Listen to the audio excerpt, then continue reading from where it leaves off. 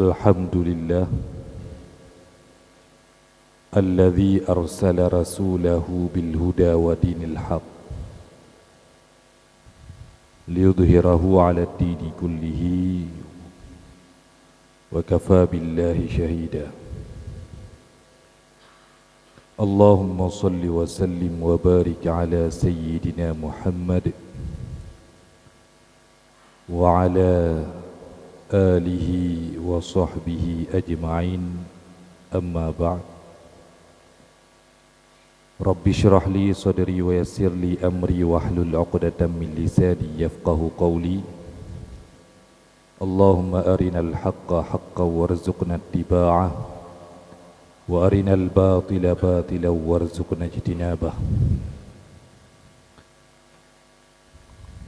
Hadirin kaum muslimin dan muslimat, jamaah salat subuh yang dirahmati Allah, marilah senantiasa kita memuja dan memuji Allah Subhanahu wa ta'ala, di mana Allah yang senantiasa melimpahkan nikmat kepada kita, sehingga dengan berbagai macam nikmat tersebut Allah sudah mengetuk hati kita, menggerakkan langkah kita untuk sama-sama menunaikan ibadah salat subuh secara berjamaah. Kita bermohon kepada Allah, semoga amal ibadah kita diterima oleh Allah Jalla Jalaluh. Kemudian salawat beriring salam, mari sama-sama kita doakan pada Allah agar senantiasa Allah limpahkan, Allah cucurkan kepada junjungan kita pangkuan alam, baginda Nabi besar Muhammad sallallahu alaihi wasallam, kemudian kepada al dan sahabat beliau sekalian. Kata-kata keta'ziman kepada Abu Imam Syih, kepada remaja masjid dan seluruh pengurus GPS Gerakan Pejuang Subuh dan para hadirin dan hadirat yang dirahmati Allah. Pada pagi yang berbahagia ini, kita akan sedikit mengenang atau membahas tentang Maulid Nabi sallallahu alaihi wasallam.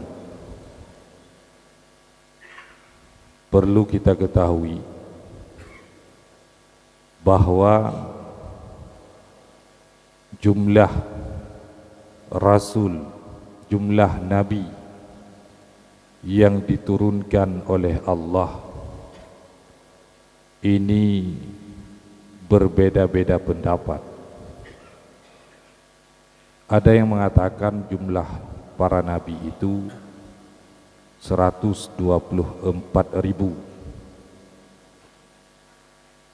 dan ada pula yang mengatakan bahwa jumlah nabi itu tidak terbatas. La yu'lamu adaduhum illallah. Tidak ada yang tahu jumlah para nabi secara keseluruhan kecuali Allah. Dari sekian banyak rasul, nabi-nabi yang diutus oleh Allah, ada sebagian di antara nabi-nabi ini yang diangkat oleh Allah menjadi rasul.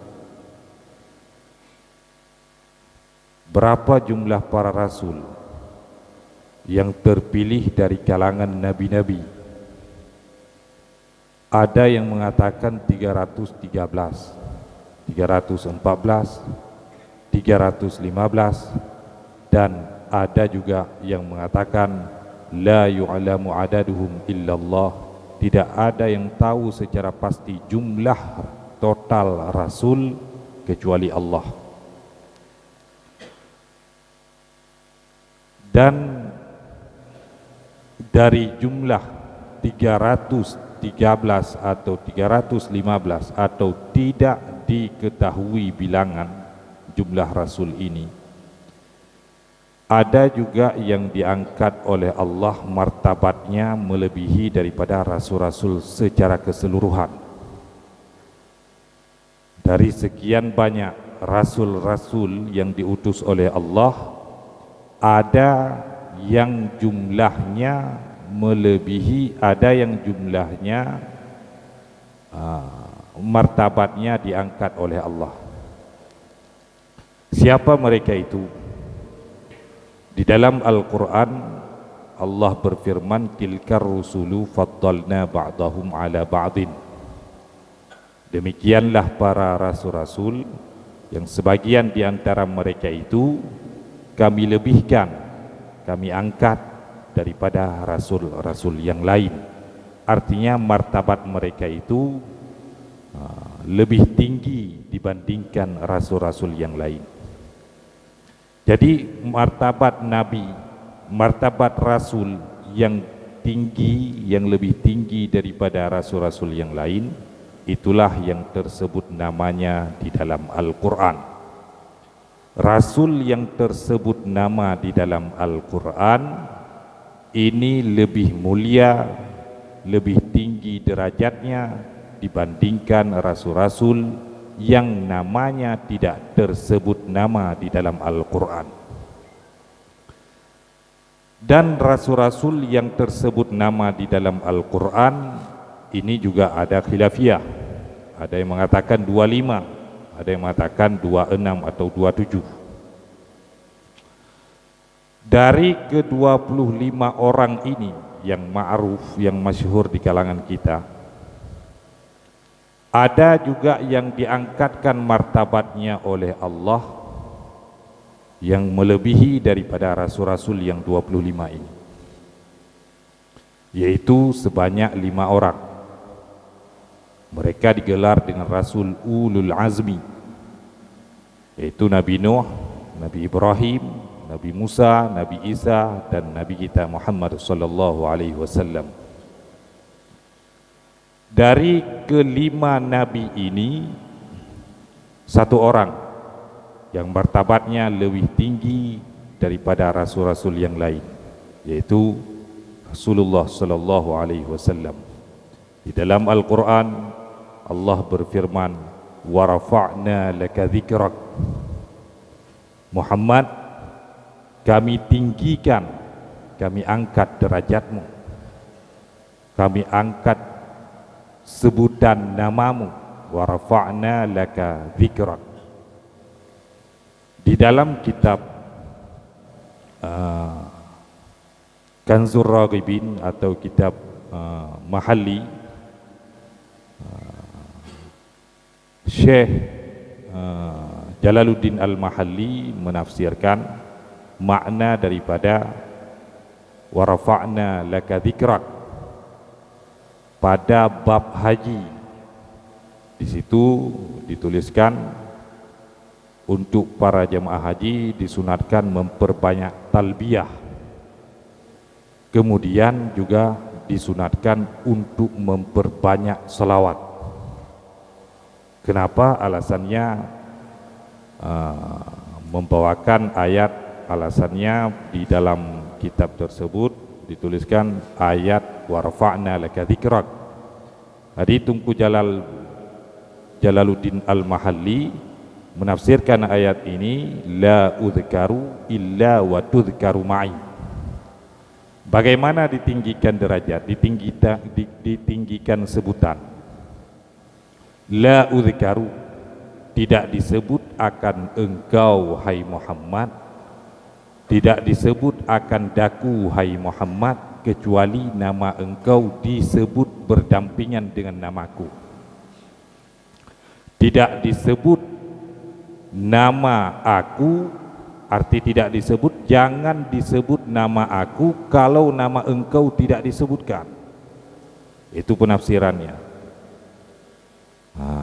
Maka dalam setiap kesempatan, apakah itu ibadah, berdoa. Kita kalau berdoa itu senantiasa memulai dengan memuji Allah, alhamdulillah. Memuji Allah itu merupakan menyebut Allah.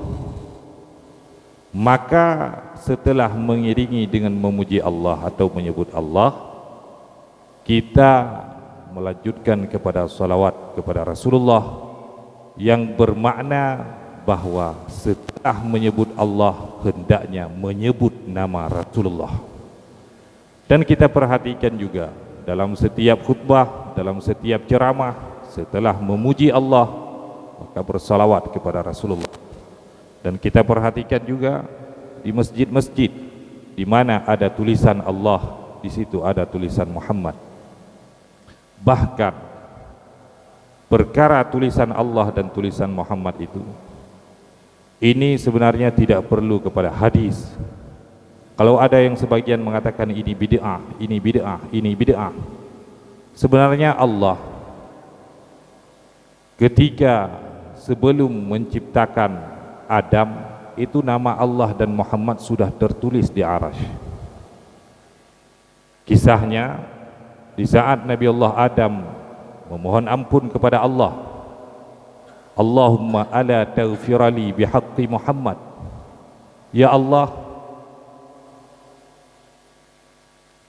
perkenankanlah aku mendapatkan ampunan daripadamu dengan hak Muhammad. Ya Allah, berikanlah keampunan kepadaku dengan hak Muhammad.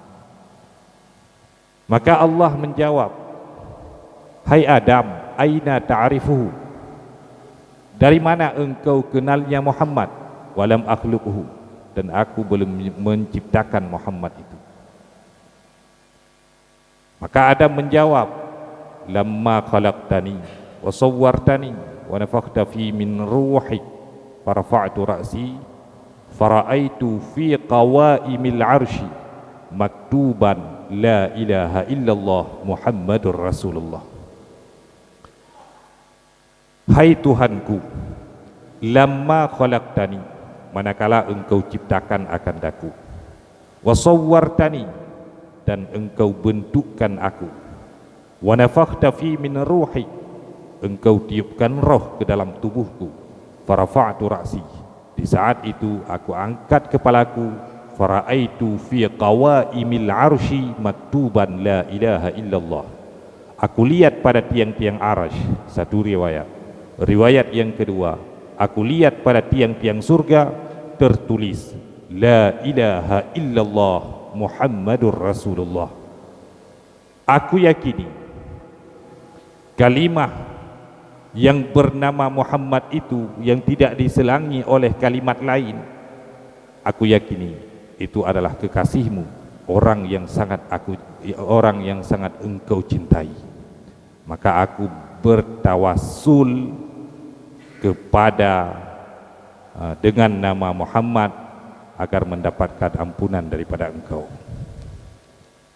Maka Allah menjawab, sadaqta ya Adam, benar engkau wahai Adam. Siapapun yang berdoa mengiringi doanya dengan menyebut nama Muhammad atau kata lainnya bersalawat kepada Rasulullah sallallahu alaihi wasallam, maka doanya diijabah, doanya diperkenankan oleh Allah. Hadirin, dari cerita ini dapat kita pahami bahwa sebenarnya tulisan Allah Muhammad itu ada dalilnya, walaupun bukan bersumber daripada hadis, tetapi Allah sendiri yang telah menulis nama Muhammad di arasy atau di surga. Yang kedua, dari cerita ini dapat juga kita pahami bahwa kalau ada yang mengatakan tawassul itu syirik atau hal yang lain sebagainya, sebenarnya Nabi Allah Adam lebih duluan bertawassul dengan hak Muhammad. Muhammad belum dilahirkan, tetapi Nabi Adam memohon ampunan kepada Allah melalui hak kebenaran, keberkatan daripada Nabi Muhammad sallallahu alaihi wasallam. Dan tawassul ini bukan saja Nabi Adam, umat Nabi Allah Isa di saat berperang melawan musuhnya, mereka berdoa, Allahumma ansurna bin nabiyil mab'uthi akhiraz zaman. Ya Allah, bantulah kami dalam peperangan ini dengan hak daripada Nabi yang diutus pada akhir zaman. Hadirin yang dirahmati Allah, maka yang kita peringati pada pagi yang berbahagia ini adalah memperingati kelahiran seorang tokoh revolusioner, tokoh pembaharuan, tokoh perubahan, di mana dia merubah jalan kehidupan manusia dari jahiliyah ke Islamiyah, dari yang katanya gelap gulita ke terang benderang. Dan yang paling merasakan nikmat tersebut, kelahiran baginda Rasulullah sallallahu alaihi wasallam, adalah kaum ibu, kaum perempuan. Sebelum lahir Rasulullah, kaum perempuan ini banyak kita dengar-dengar daripada cerita dan dituliskan juga di dalam kitab bahwa kaum perempuan ini sebenarnya tidak ada harganya sama sekali pada masa jahiliyah. Perempuan tidak ada harganya. Rasulullah hadir membawakan rahmat kepada seluruh semesta alam. Rasulullah hadir, beliau meninggikan martabat wanita. Ketika ditanyakan pada Rasulullah, mana yang harus didahulukan, apakah ayah atau ibu? Maka Rasulullah menjawab, ummuka, ummuka, ummuka, sebanyak 3 kali. Ibumu, ibumu, ibumu. Ibumu, ibumu, ibumu, baru kemudian bapakmu. Ini merupakan sebuah pengakuan daripada Rasulullah dengan cara meninggikan martabat kaum perempuan. Maka sudah seharusnya Rasul yang dirindukan oleh para nabi sebelumnya, Rasul yang memberikan perubahan kepada segenap alam, semesta alam, kelahirannya diperingati sebagaimana kita memperingati kelahiran anak kita sendiri. Rasul bersabda, tidak dikatakan, tidak dianggap sempurna iman seseorang, sempurna iman kamu sebelum engkau lebih mencintaiku melebihi daripada anakmu, saudaramu, ibumu, ayahmu. Kalau anak kita habis-habisan mengadakan acara hari ulang tahun, memperingati kelahirannya, maka kelahiran Rasulullah seharusnya melebihi daripada kelahiran ananda kita, anak-anak kita, ibu kita sendiri. Kenapa? Supaya dengan memperingati kelahiran Rasulullah, mudah-mudahan harapannya mendapatkan syafaat daripada beliau. Kemudian banyak dalil-dalil, walaupun ada sebagian yang mengatakan ini bid'ah, memperingati maulid Nabi adalah bid'ah. Mereka mengatakan kullu bid'atin dhalalah wa kullu dhalalatin finnar. Setiap bid'ah itu sesat dan setiap yang sesat itu dalam neraka. Ini hadis memang ada, diriwayatkan oleh Imam Nasai. Tetapi di dalam Al-Quran Allah juga berfirman, qul bifadlillah wa birahmatihi wa bidzalika falyafrahu. Hai Muhammad, katakan, dengan fadilah Allah, wa birahmatihi, dan dengan rahmatnya Allah, wa bidzalika falyafrahu, hendaknya dengan 2 perkara ini hendaknya umatmu, kaummu agar bergembira, senang. Apa makna daripada rahmat? Di dalam ayat lain, wa ma arsalnaka illa rahmatan lil alamin.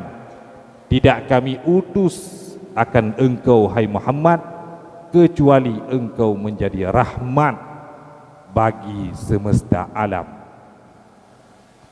Maka makna rahmat pada kul bi fadlillahi wa bi rahmatihi adalah Nabi Muhammad. Dengan kelahiran baginda Nabi Muhammad sallallahu alaihi wasallam, hendaknya kita bergembira, bersenang-senang. Maka cara bersenang atau bergembira itu banyak cara sebenarnya. Rasul sendiri ketika ditanyakan oleh sahabatnya, suila an saumihi yaumal itsnaini faqala dzalika yaumun wulidtu fihi. Ditanyakan pada Rasul tentang puasanya pada hari Senin. Ya Rasul, kenapa engkau berpuasa pada hari Senin? Maka Rasul menjawab, dzalika yaumun wulidtu fihi. Pada hari itu aku dilahirkan. Sama dengan beliau mengungkapkan kegembiraannya dengan cara berpuasa untuk memperingati kelahirannya. Kalaupun cara orang-orang Aceh selama ini yang memperingati maulid barangkali 4 bulan dengan cara yang berbeda-beda, ada yang dengan berkanduri, ada juga yang dengan membaca manaqib atau membaca kisah-kisah dan lain sebagainya. Ini walaupun ada di antaranya yang tidak dilakukan oleh Rasulullah, tetapi yakinlah bahwa ini semua tidaklah sesat. Laisa kullu bid'atin dhalalah. Bukanlah setiap yang bid'ah, setiap yang tidak dilakukan oleh Nabi itu sesat. Tidak semua yang tidak dilakukan oleh Nabi itu sesat. Ada bid'ah-bid'ah hasanah. Imam Nawawi mengatakan bahwa tidak semua bid'ah itu sesat. Maka pada lafal kullu bid'atin, kullu di sini majmu' di kullu di sini, kullu bid'atin, setiap yang bid'ah itu, beliau menjelaskan bahwa kullu itu amun makhsus, lafai am yang dikhususkan. Artinya lafal ini memang meliputi semuanya, tetapi tertentu, yaitu tertentu itu untuk bid'ah sayyi'ah, yaitu bid'ah yang jelek, sedangkan bid'ah yang baik itu tidak mengapa. Syekh Ali Al-Mahfud mengatakan di dalam kitab beliau, ayyu ni'matin a'zamu min burudihi sallallahu alaihi wasallam. Adakah nikmat yang lebih besar daripada nikmat kelahiran Rasulullah sallallahu alaihi wasallam? Fahiya ni'matul 'uzma. Itu merupakan nikmat yang agung, maka hendaknya kita memperingati kelahiran beliau. Memperingati kelahiran beliau sama dengan bersyukur di atas kedatangan Rasulullah sallallahu alaihi wasallam. Saya kira ini sudah 20 menit, 25 menit, 10, 20, 25 menit, melebihi daripada tenggat yang telah ditetapkan. Atas kelebihan ini saya mohon maaf. Kemudian pulang tanya jawab. Baik, terima kasih kepada Gore. Dan untuk selanjutnya diharapkan kepada seluruh jamaah yang ingin bertanya, kami persilahkan. Ada para jamaah yang ingin bertanya?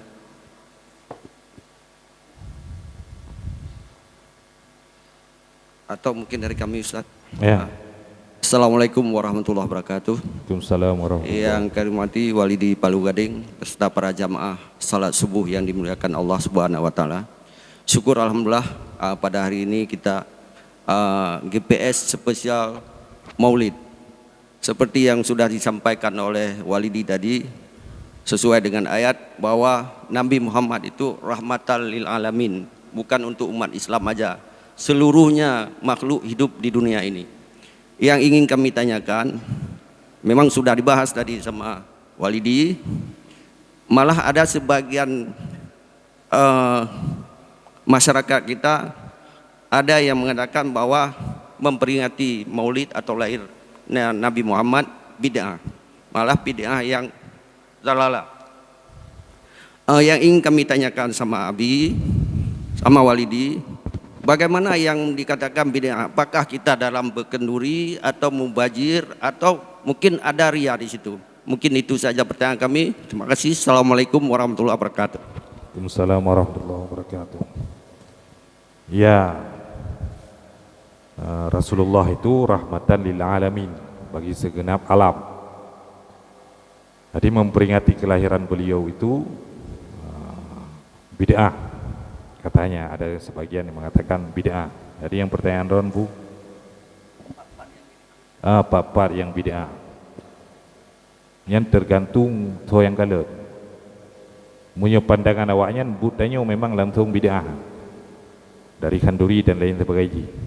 Tetapi dalam pandangan gedanyo yang bid'ah adalah bah kanduri, buang-buang nasi. Nah, itu bid'ah. Mubazir, yan baru pinan bid'ah. Dalam bid'ah bak tempat perayaan Maulid bercampur urang indang dan urang agam, itu bid'ah juga. Dan itu bid'ah dhalalah. Jadi dalam pertanyaan Hanali, mungkin ada lagi para jemaah atau ibu-ibu, ada pertanyaan ibu-ibu? Ya Hanal dan Jo Ilung. Ya, langsung Ustaz. Lontayang Ilung. Jadi lanjut becut karena kagak rahmatan lil alamin. Ya, benar kelahiran Rasulullah itu rahmatan lil alamin. Bahkan bukan untuk agama Islam itu sendiri, bukan untuk pemeluk agama Islam itu sendiri. Syekh Nawawi Al-Jawi atau Nawawi Saghir, beliau ulama kelahiran dari Banten. Beliau menjadi khatib dan imam di Masjidil Haram, dan kealiman beliau sampai pada suatu hari beliau diundang untuk menjadi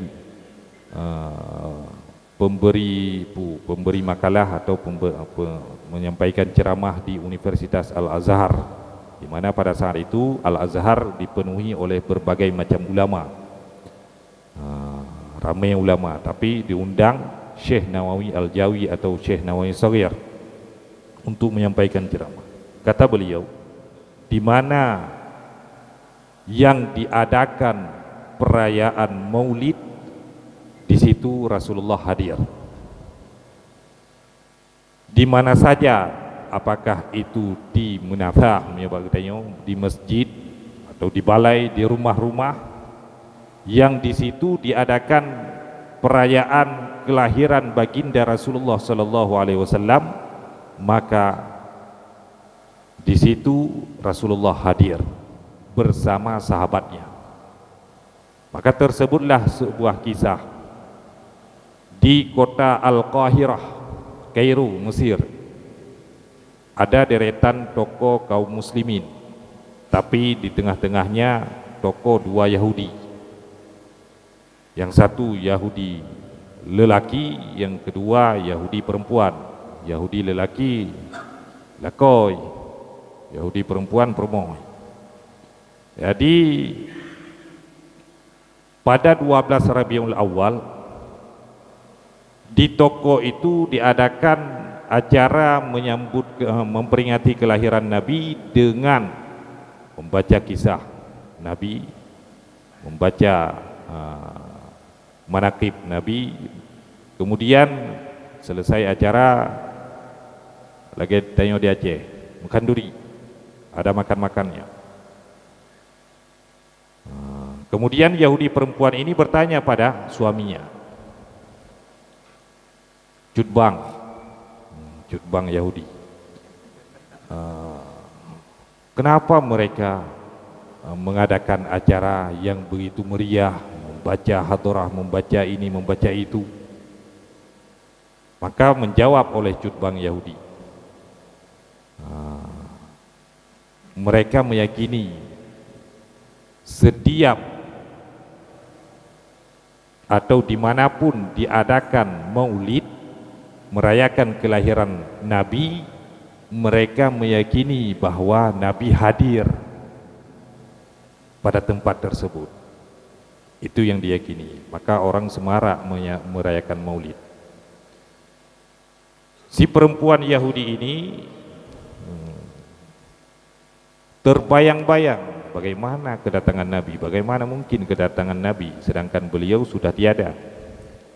Bagaimana mungkin bisa datang Rasulullah ke tempat maulid itu. Jadi didaha-daha, diingat-ingat lebih-lebih. Sampai waktu malam, di tengah malam, si perempuan Yahudi ini tertidur. Dalam tidurnya dia bermimpi. Pada toko yang tadi siang mengadakan maulid datang rombongan berjubah putih. Rombongan berjubah putih. Kemudian di depan ada sosok yang sangat bercahaya dan sangat tampan. Sangat bercahaya dan sangat tampan. Kemudian si Yahudi perempuan ini bertanya pada salah satu dari anggota rombongan, mau kemana kalian? Mau ke rumah yang tadi siang merayakan maulid. Itu yang di depan siapa?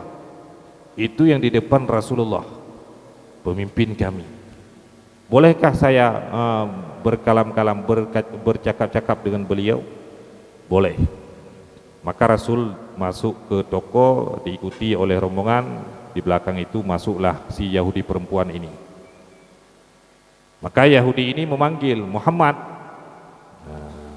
Rasul menjawab, labbaik.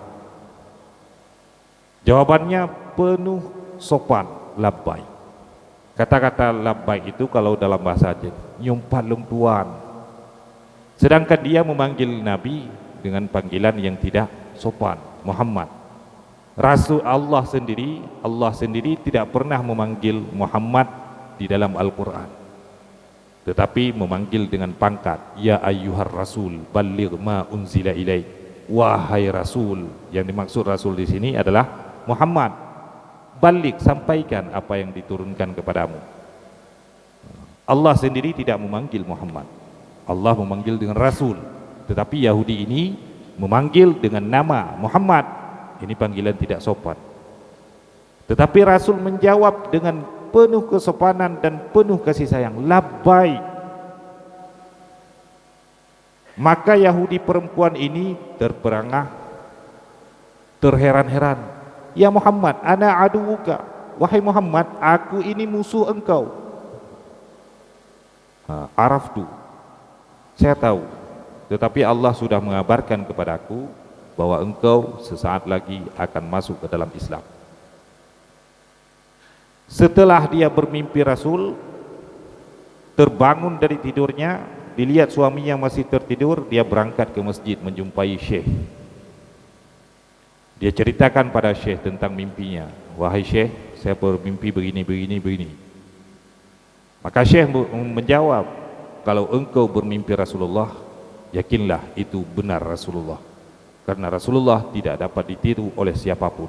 Bahkan syaitan pun tidak dapat meniru Rasulullah dalam mimpi. Maka si Yahudi ini mengatakan pada Syekh, hai Syekh, saya ingin masuk Islam. Oke, saya perkenankan, saya bimbing. Asyhadu an la ilaha illallah wa asyhadu anna Muhammadar Rasulullah. Suaminya yang telat bangun. Maka orang yang telat bangun itu ya Yahudi. Suaminya telat bangun jam 8. Kira-kira jam 8 baru bangun, berangkat dia ke masjid cari istrinya, didapati istrinya sedang di depan Syekh. Ditanya pada istrinya, kenapa engkau di sini? Saya bermimpi Rasulullah dan saya sudah mengucapkan syahadat. Oh, kalau begitu saya juga mengucapkan syahadat. Saya ingin masuk ke dalam Islam. Kenapa demikian? Karena kedua-duanya memimpikan hal yang sama. Maka di sini dapat kita ambil iktibar apa yang disampaikan oleh Syekh Nawawi Saghir. Rasulullah itu datang membawa rahmat, maka rahmat yang mendapatkan rahmat pada perayaan Maulid dari cerita barusan adalah dua Yahudi. Dengan perayaan Maulid, kedua-duanya masuk ke dalam Islam. Itu sekian dari sekian banyak cerita-cerita tentang perayaan Maulid. Sebenarnya banyak, cuman ini karena waktu harapan leda cerita enak dagang. Nah cerita yang muda lagi kita nyonya pejuang subuh gendang hukuman mati gara-gara di menazar mengkaui. Dia bernazar mengkaui, ya Allah, karena dia pembalap liar pada masa dahulu Bali. Saat ini juga ada balapan liar tapi dengan kereta. Dulu balapan liar dengan kuda. Jadi di tikungan itu kuda itu jatuh, kakinya kena perut anak raja, meninggal di tempat, perutnya keluar. Murka raja, diperintahkan kepada bawahannya untuk mencari si pemuda. Di saat itu pemuda bernazar, ya Allah, selamatkan aku daripada hukuman mati raja. Kalau aku selamat, aku adakan perayaan Maulid Nabi. Saat itu dia didapatkan oleh bawahan raja, dibawa ke istana. Ketika dibawa oleh pengawal ini, para pengawal mengatakan, anak muda menyekem bahasa tanya ka kemah ka anak ketempatan udip dia anak raja mati kenli raja merempak gegoh daku darah tajib yang bambengih raja darah tajib.